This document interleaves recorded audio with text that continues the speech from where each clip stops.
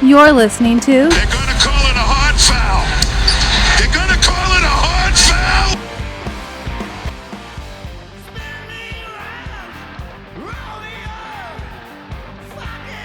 foul. We are back with another episode of Hard Foul. I am Jim Quigley, always with my brother Michael. Michael, we are brought to you by the what?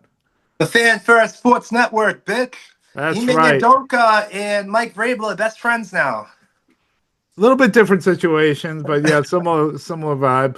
Adoka kind of more was a shit where you eat situation than Vrabel a little bit, so I don't think there's anything of consequence employment-wise that Vrabel has to worry about, but Vrabel's reputation-wise. situation feels a lot more romantic, Yeah, well, don't want to spend the pod getting into this, but I think it probably falls more on the reporter there, where she has an obligation to do, her job. I was thinking about Mike Vrabel's handsome, so I get it. What the fuck did Jessica Moran see in John Farrell?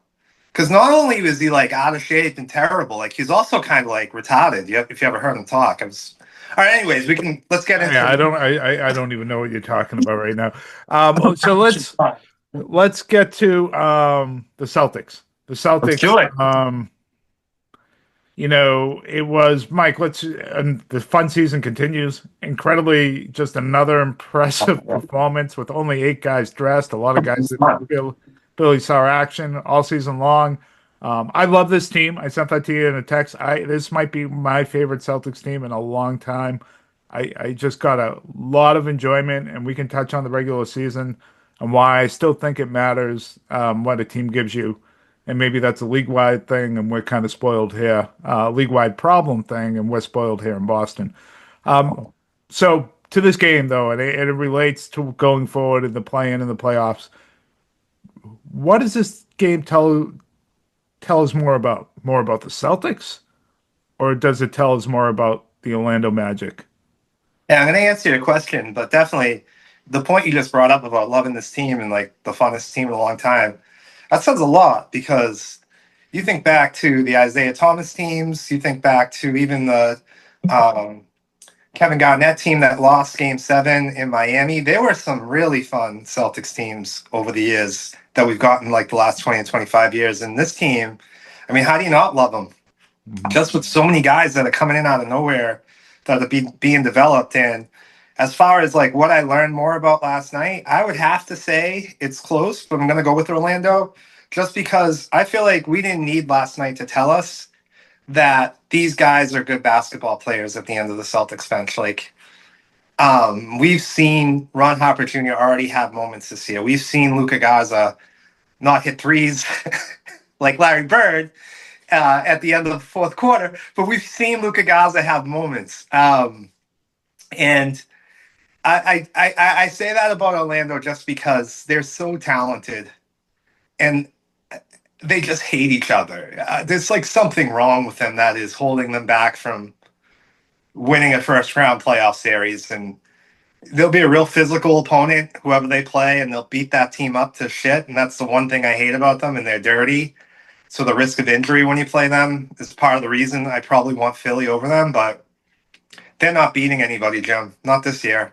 I think what I saw last night is what NBA analysts have been seeing from them throughout the year. They're inconsistent in effort. They're inconsistent in playing the right way. And the coach like sits a guy for a while, then puts him in. Like the whole way they handled that game last night was like the whole way they handled this season.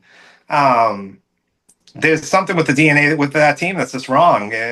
Almost like the year the Celtics lost in the first round and Brad had to go into upper management. Like some drastic changes have to be made in Orlando. Yeah, no, it's if I was an Orlando fan, that'd be troubling. I mean, going into the game, you could say as an Orlando fan, we haven't really had our starting 5 all year. And if you look at actual starting 5 numbers and when they're together, they're one of the best starting 5s in the league. When you start talking about net rating and things like that, even this season. But that was a game they needed to win. And all they had to do was kind of impose their will a little bit on this Celtics team. They were a lot bigger. They're more physical. But it was just odd. I mean, even like the urgency started from the coach, in my opinion. He played Desmond Bain the first 6 minutes of the game, then he didn't come back in until the fourth quarter. That It's doesn't odd. show any type of urgency whatsoever. I guess they did that just so he could say he played in 82 games. I mean, how ridiculous. If he's going to play, he might as well play to win. You need to win. And then Wagner, came out at the 10-minute mark, didn't come back into 3 minutes remaining in the game. Maybe they were just playing better without him, and that was Mosley's kind of decision there. But it was just odd stuff. And like the moment of the game for me, if I was a Magic fan, that I would have just been so troubled by. Forget like the great shot making by Bill Shireman. I mean, they're all NBA players. Like we know Shireman's a good player. Sometimes this happens. The defense wasn't great. Don't get me wrong. But that got the Celtics hot in a lot of that. John Tonje, for example, had a couple just wide open looks Why? that were practice shots, and good for him for making them. But you got Cholga on the block with Banchero, and Cholga's able to slap the ball away cleanly from him. It goes out of that. It's still the Magic ball, but that should be automatic tour at the line. Like, like, are you kidding me? Like, Shogo, I don't think he's an NBA player yet. I think that's clear. It doesn't mean he can't be. I've been wrong about Celtics where I've said that there haven't been NBA players in the past, and they come back the next year, and you're like, oh my God, like Ron Harper didn't even make the team last year, was on an Exhibit 10 contract and scored 27 points and looking like a really good player out there. So I'm not ready to bury Shoga, but right now he's not an NBA player. I mean, that's clear, and Banchero's probably got like 75 pounds on him, more skill, more athleticism, and he slaps the ball away from you on the block where you have like 6, 7 inches. Like to me, that was like, this isn't a serious basketball team. They're just not serious. And I think you're right about they have some internal divisions. They don't play hard. Like last year, going into that series, you knew they were going to play hard. Mm-hmm. Magic, it was going to be a rock fight. They were going to be up in your grill. We could call them dirty, maybe short borderline, but they were a good physical, hard-nosed basketball team with two really skilled big wings that matched up well against the Celtics. And if they were had their heads on straight, would still probably match up as good as anybody in these playoffs against the Celtics. And we go back and we begin of the year, and I'm as guilty, if not more than anybody, where I thought the Magic had a chance to come out of the East. I certainly weren't picking the Celtics for where they are, and roles reversed. And now you have a Celtics team with 7, 8 guys, only really two of which got regular minutes in during the season. Luka Garza and Bill Shireman out there, and Jordan Walsh, so I guess 3. And they took it to you and they beat you. I just find that to be so alarming. We'll preview the Magic Sixers in just a minute, but an absolutely an alarming loss, I think, for the Magic. As for the Celtics, the 3 best players in that game: Garza, Walsh, Shireman, well, not Walsh in that game, Harper, Shireman. You touched on it Mm-hmm. earlier. They're just good players. Like they're the end of the bench. Shireman's going to be getting rotation minutes. Garza may very well likely be getting rotation minutes. I certainly hope he is. Against that Magic team. That's a good matchup for him. Oh. But they're good. They're good players. Like Walsh is a good player. Ron Harper Jr. is going to be in the rotation next year. He is going to be a rotation player. Like he is, he may be the best of the 4, believe it or not. Like at the end of the day, it might be Ron Harper Jr. It might be the best of the 4. Those guys that we're just talking about. Yeah. They got a chance to show out, and they won a game they had no business. I think it was 17.5, 19.5 point dogs or something like that. And good for them. The garden was packed. I love Shireman's quote at the end. There's every reason, and you would understand it for fans not to show up or sell their tickets. They showed up Sunday, last game of the season, wired in, a lot of fun. It was Great way awesome. to end the season. Yeah, that third quarter was awesome. That Yeah. third quarter was so much fun. And then like the Magic got what they deserved with that Garza three that I'm sure when it left his hands, Joe Mazzulla was like, "What the fuck?" But I don't think so. no, it's No, fired up Garza. I think there was two reads. So they wanted a 2-for-1. It was Blanton on the cut, and that was covered up well. And then it was Ghazi if you can shoot over the top. And Yeah, and that's what and, happened. Yeah. and I wouldn't have passed it to Banton either. I got to give that guy credit though. He had 4 block shots last night. Yep. Like these guys are coming out of nowhere. All of them. I mean, even that kid Max Sugar hit a three. Hmm. His only shot of the game. Lot of fun, Jim. And for future discussions with the with the talent that you have in Hugo Gonzalez, he's only going to get better. And what you saw in Ron Harper Jr. And Derek White getting older, I wonder if there's a discussion if they win the title again this year to maximize value on Derek White, and maybe there's a trade made because you may have two guys that are ready not to be Derek White, but we were surprised with Nimi when he stepped into Porzingis's role. This is something I was thinking about last night when I was watching. As good as White is, especially defensively, I Yeah. don't know. The Celtics really developed these guys. And Hugo, I do think Hugo is the long-term Derek White replacement. Well, Hugo's so I'm white, and it's a good kind of transition to the end of the year discussion as we talk about awards and Celtics and things like that. Um, they None of those guys can do what he can do off the ball defensively, and be both a rim protector, an on-ball defender, a help defender. Jack Simone of Celtics blog or wherever else he's writing these days, really put together a real compelling presentation online about Derek White's defensive season. And he put it into historical perspective, not to, and he did a good job breaking down numbers and where he ranks, but also breaking down film. Mm-hmm. And White, by all accounts, has one of the best, five best, six best defensive seasons of all time over the Mm-hmm. last 30 years, and like the best of a god. And he certainly does it a different way. He's not taking on the best defender, but the way the Celtics utilize him is a lot of similar to Rob Williams, except he can also switch up and take on the best offensive player. And if it wasn't for Victor Wembanyama's incredible defensive season, It might be. White would be probably the best candidate to be Defensive Player of the Year, if not for Victor Wembanyama. So Mhm. he's just so I think it's a conversation for the offseason, but Yeah. The only you're reason not I'm bringing it up is, replacing. So it's a you well, that's what you wouldn't replace be. some. Yeah. Yeah, I'm bringing it up because he's turning 32. And so he is getting a little bit older. He's got a lot of tread on the tires when you he add in all. doesn't have a lot of tread on the tires when you think about when he came into the league as an older player, because he had a transfer. So the amount of games he has at his age is a little bit different than most guys at his age.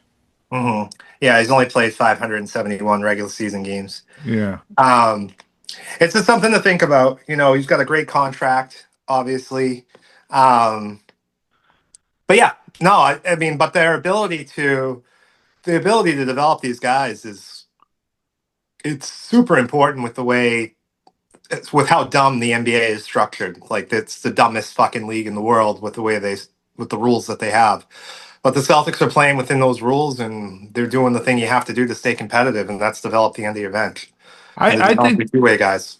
I think Derek White is, and I didn't plan for this to be a Derek White pod, but that's okay. I love Derek White. I think he's a top 40 player in the league with everything he brings. And Hmm. you sent a text the other day, should we be worried about the shooting? Maybe a little bit, but I trust him so much to just make big plays and right plays at all times that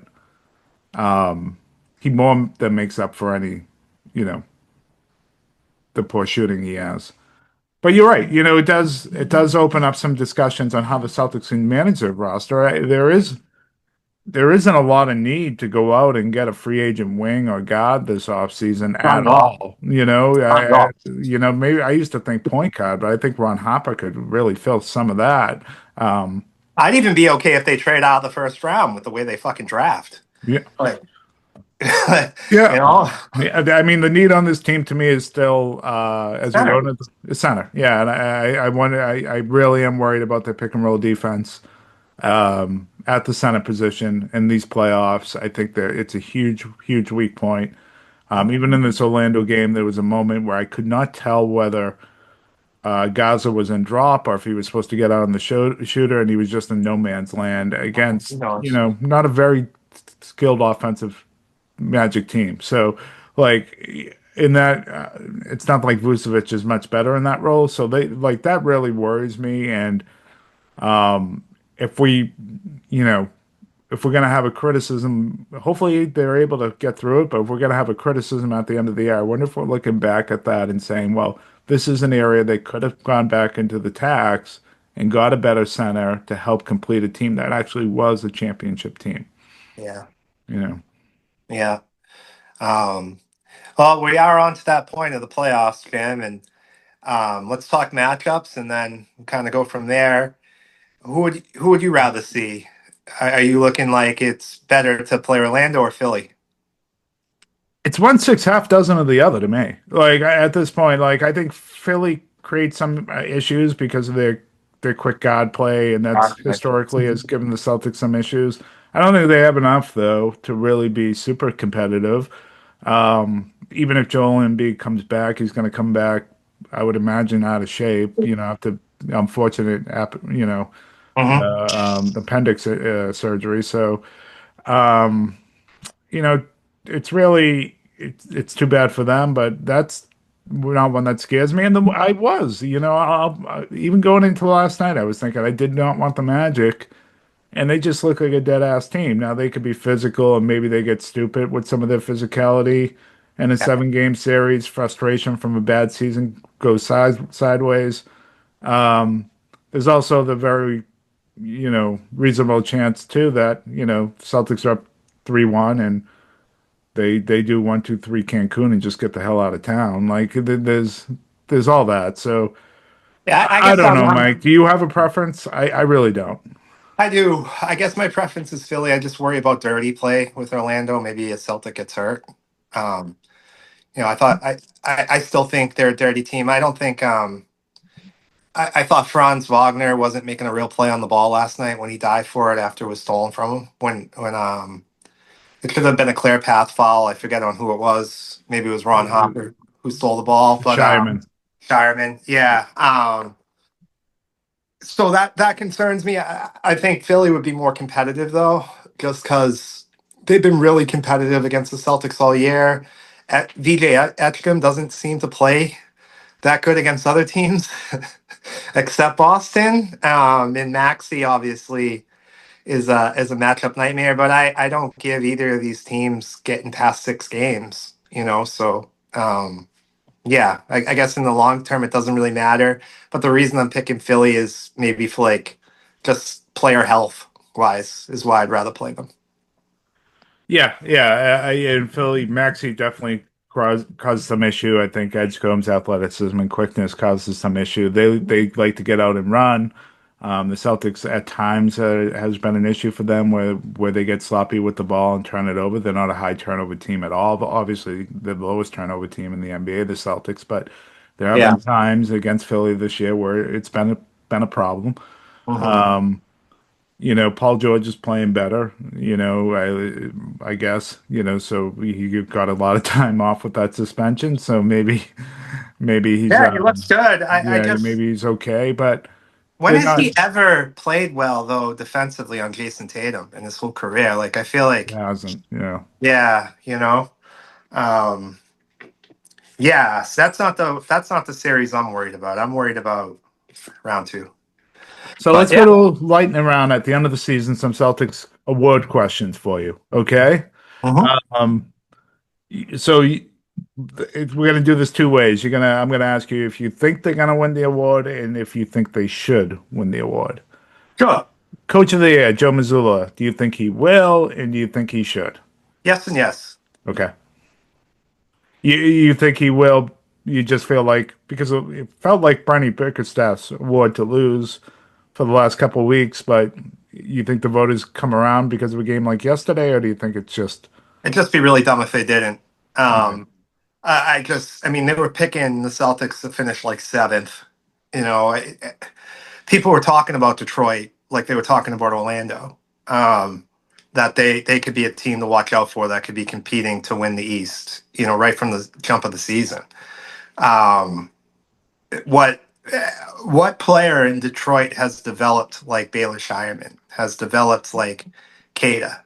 There's a lot of veterans in Detroit who are solid players, but Yeah, um, we kind of knew that these guys in Detroit were already really good. We already knew that Tobias Harris fit in great with that team. If anything, Bickerstaff should have got Coach of the Year last year, um, right? yeah, Like, yeah, I don't know, but yeah, yeah. No, I'm happy for Bickerstaff. I thought he got a raw deal out in Cleveland. Maybe it was time for him to move on or whatever, but um, he's done a really nice job there. I agree with you. I think he will end up getting it. I think last night actually kind of I wasn't so sure going into last night's game. I think that might have done it for him. And Mhm. I do think it's development. I think it's how he gets the most out of his players. I mean, Jordan Walsh looks like he's going 1,000 miles per hour on every play, doing something productive that he's out there. And yeah, he just maximized the talent and the roster that he had better than anybody. And what the most amazing thing to me that he was able to do this season. You go back to the preseason, and when every time the Celtics gave up an offensive rebound, and he just yanked the guy out Yeah. immediately. It was like instant. I know it was only preseason, but you never saw that in the NBA. Like I don't Mhm. remember ever seeing anything like that in the NBA. Where a And the guy guys would make a responded. mistake, like it was a JV high school game, and he just would yank them right out of the game. And then that Detroit loss where they went 0-3 and Thompson and Duran got every possible offensive rebound every time the Celtics looked like they were going to, grab back some momentum late in the fourth quarter.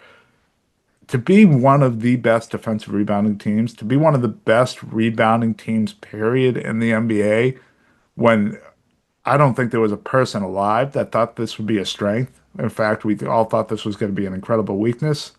To Hmm. me, it's just a phenomenal. You don't see rebounding outcomes and outlooks change like that. It just doesn't happen. I can't even, when there's been no real personnel change, I can't even think of like an example. Yeah, and just defensively, we thought they were going to suck. Let's be honest. Yeah. Everybody thought they were going to suck defensively, and they work. I mean, they work on defense. They are not a bad defensive team. So, yeah, They have definitely. some flaws, but they're very good. Yeah, they're very good. Yeah, one thing defensively that could hurt them is the 3-point shots. That makes me a little concerned, but we'll see what happens. Yeah, so I wonder what they have in store defensively. They haven't been switchable on every possession like they have been in the past. The roster isn't completely switchable like it has been in the past. They have decided to create more turnovers and be more physical and give up some threes. Uh-huh. And it hasn't really hurt them. Now, there's been a few games they ended up getting blown out. And that was a lot part of the reason why. Yeah, I really Yeah, it's only look interesting at. to see what they do here, if they change the approach Yeah. at all. I don't think they should. I see three teams that could hurt them. One from the East, the Knicks. Two out West, and it's I think that's the type of defense they should play against OKC. Let guys shoot against the Spurs and the Nuggets. I could see the Celtics get into trouble, but Yeah, that's down the road. So yeah.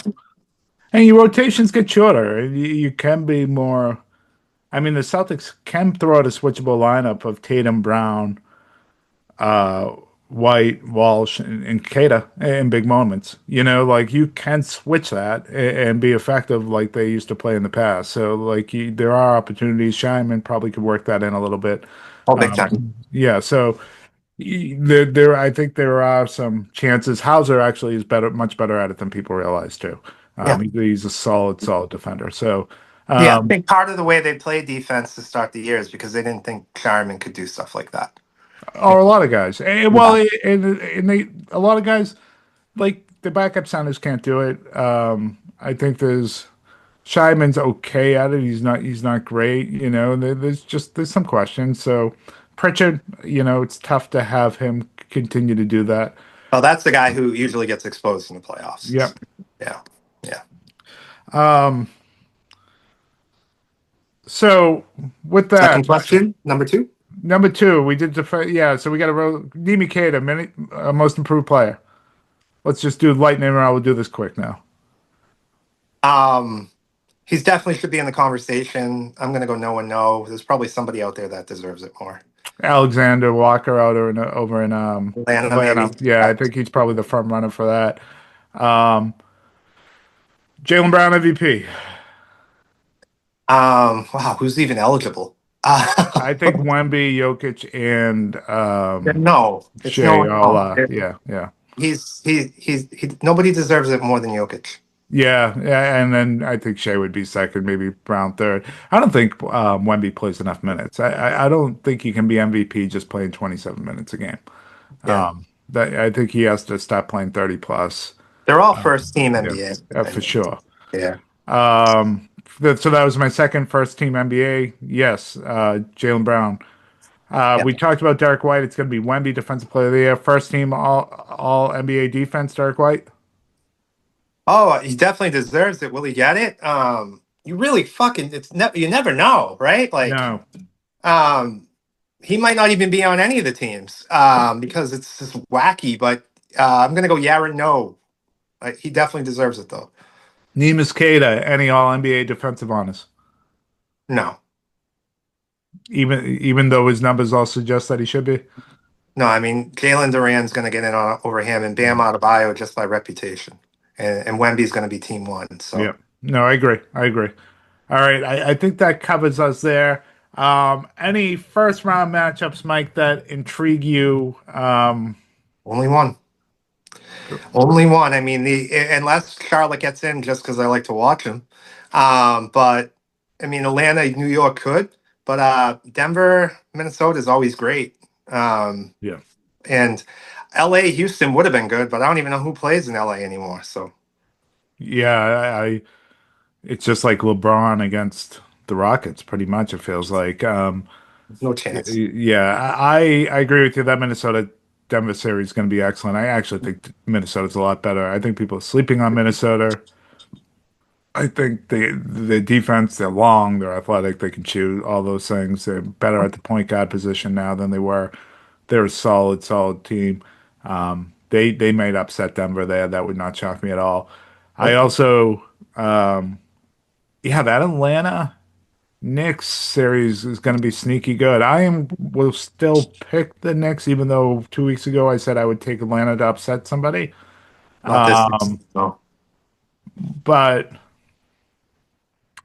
I think I tell you what though, the odds are interesting. It's plus 260 on Atlanta for the series. I think those are probably too high, so it's maybe worth throwing money on Atlanta if you like to think that way. But I think that's going to be a really good series. I think it's gonna go about. I'd say we'll go six. The Knicks will win, but I think it's going to be the Knicks do not match up great against Atlanta. Like for example, they match up against the Celtics. I'll say this about the Knicks. Defensively, I don't think the Knicks match up with anybody because they have Brunson and they have Karl Anthony Towns. But offensively, it's almost like they match up with everybody. And if Atlanta's going to beat the Knicks, to me, it's going to matter how they perform in close games because Yeah, well, that's that's yeah. that's where New York gets everybody. Is when it's crunch time. These guys show up and they all have flaws. And Onobi has flaws. The guy they got from the Nets and traded their whole future flaw. Bridges. Yeah, He has flaws, but these guys show up in big moments.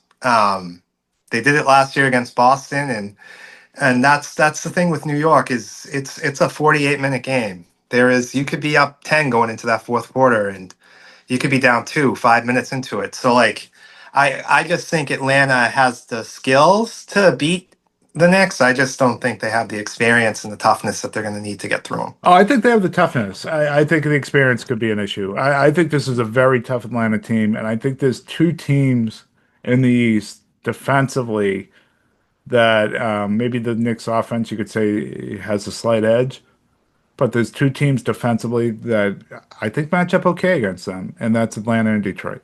And I feel like this is the worst possible first round opponent you can get if you're a top four team.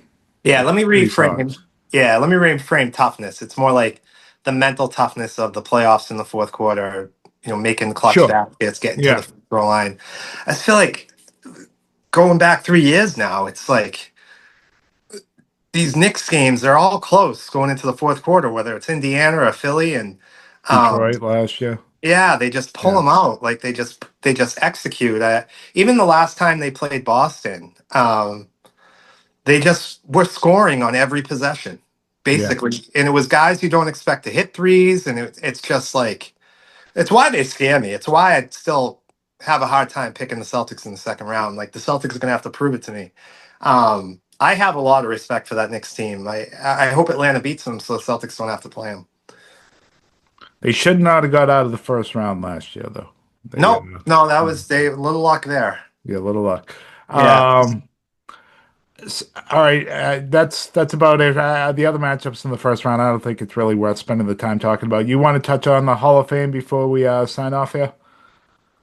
Yeah, Doc Rivers is getting in, right? I think it's him and Amari Stoudemire. That's it, right? I don't know if there's Yeah. anybody else. Certainly Amari Stoudemire is generational talent. I was just thinking about him the other day and watching some highlights. Like, man, was he good? It's too bad he got hurt. Doc Rivers, I don't think he's a Hall of Famer, but I just wanted to say, like, let's not forget, like, he did maximize some talent here when he was here. I mean, we had Greg Steensma playing starting center in the playoffs, going all the way to Game 7 in the Eastern Conference Finals. Ryan Hollins, Big Baby. He had some good coaching moments. Like out of timeouts, he used to like master that.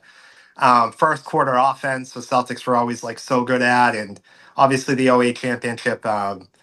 I just don't think it was all bad when he was here. I think at one point we all thought he was a great coach, and I know he's had a tough stretch for a long time now, but just want to say congratulations to him.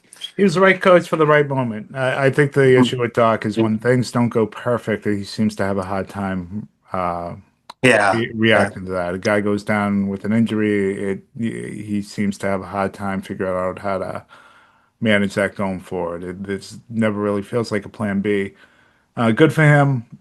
This isn't a comment about Doc making it, but it's another year where Casey Jones, Yeah. and unfortunately he's deceased now, so even if he gets in, he won't get to enjoy the moment that he should have had as a Hall of Hmm. Fame head coach.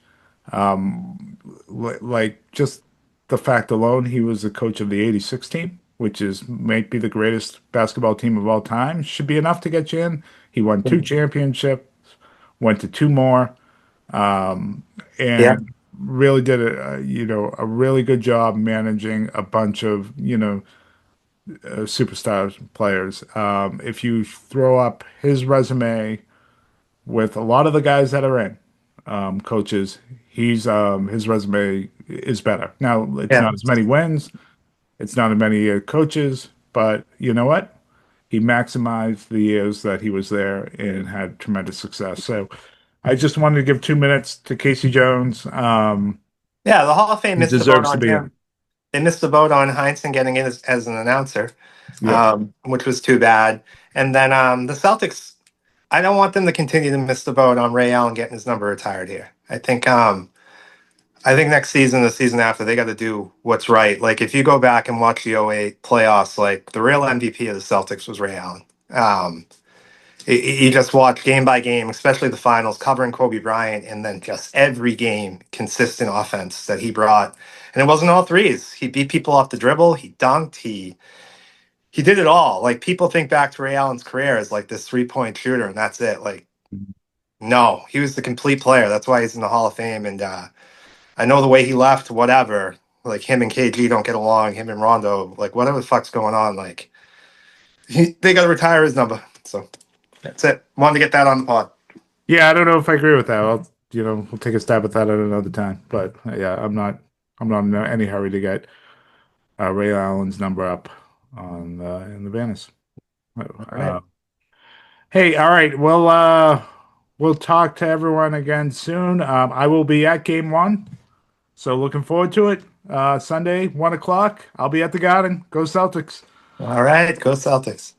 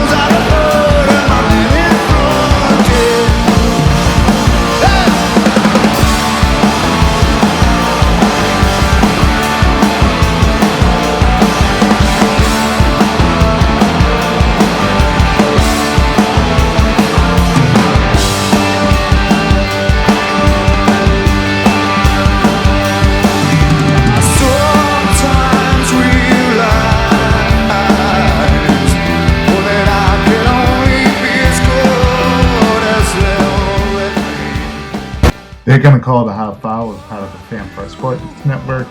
All production is done in-house. How to Get the Hell Off My Yard Productions.